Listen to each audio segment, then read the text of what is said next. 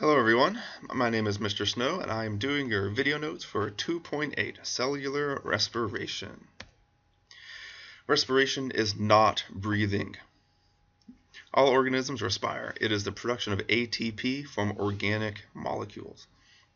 Aerobic respiration requires oxygen. This is where ventilation and gas exchange comes in. Respiration is the controlled release of energy.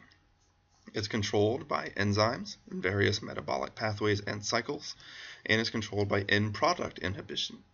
End-product inhibition is when you have so much of, let's say, ATP, that it starts to bind to sites other than the active site in its enzyme, which causes the enzyme to be less effective at producing more ATP.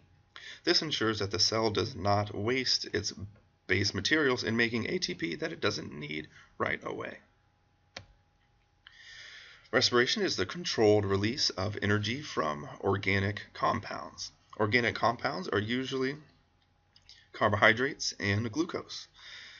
These come from sugary foods, candy. Carbohydrates come from bread, pasta, things that are delicious, pretty much. Lipids are also delicious. When your body starts to run out of carbohydrates or sugars to break down to make energy, it starts to use your lipids, which can help you with fat loss, which is usually a positive thing for most people. Proteins, on the other hand, can be used as well, but that's usually not a positive thing. It's usually used when you're in severe starvation situations. But these are all organic compounds that can be used to produce energy. The controlled release of energy from organic compounds is used to form ATP.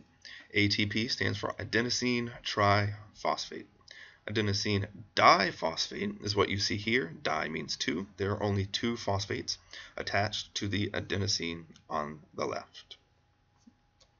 When you do attach that third phosphate, it creates a very high energy bond that stores that energy until it's used in the cell. The controlled release of energy from organic compounds is used to form ATP, and that ATP is used for energetic processes in the cell and your body and all over the place. It's used in muscle contraction, active transport, vesicle transport, protein synthesis in your cell, DNA and RNA replication. Yes, that does require energy, and cell signaling between cells.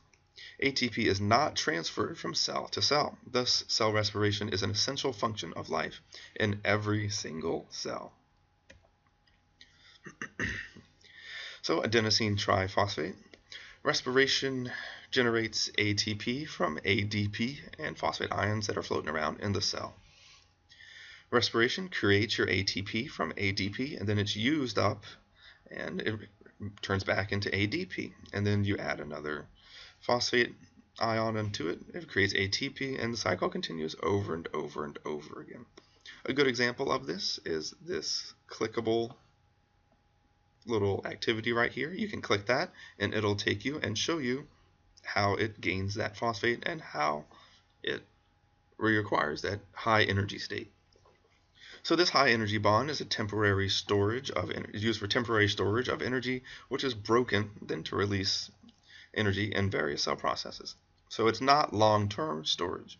When energy is released from ATP, it is ultimately converted to heat, which cannot be reused and is ultimately lost as body heat. Cells in tissues which have high energy demand are rich in mitochondria in order to keep generating lots and lots of ATP for its various uses. Yes, cells can have more than one mitochondria.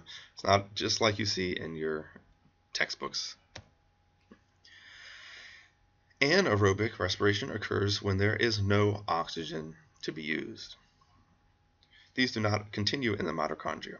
You take your glucose, you make ATP from ADP.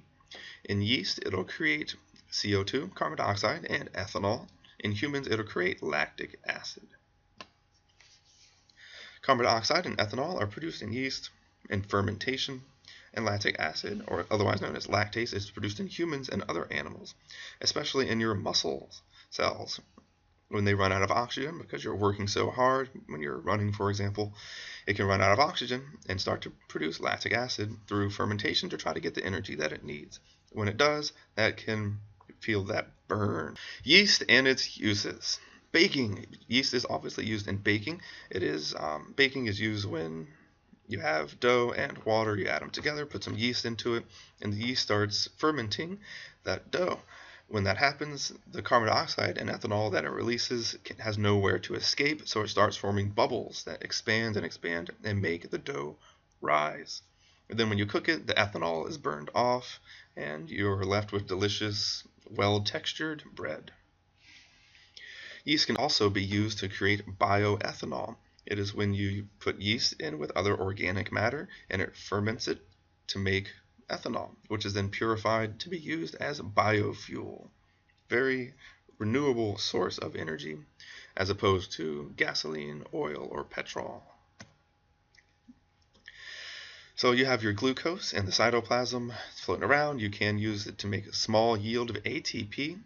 Once you get it into the mitochondria, it is able to be used in conjunction with oxygen to create lots and lots and lots of ATP. It's very, very high yield compared to the others. It also creates CO2 and water. When you have no oxygen in yeast and animals, sometimes like in your muscle cells, it creates very little ATP and ethanol and carbon dioxide in yeast and lactic acid. So respiration, as you can see, involves a lot of steps. Glycolysis, link reaction, Krebs cycle, electron transport chain, and oxidative phosphorylation. So you don't have to know any of that this year. You'll talk about that next year with Peggy. Wonderful Peggy. So you have your glucose, you have your oxygen. It's used in respiration to create lots and lots of ATP, over 30.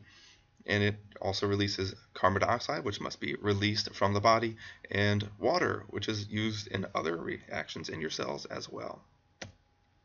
And that is it for my very first video notes of my entire life. 2.8 cell respiration. Thank you. Have a good night.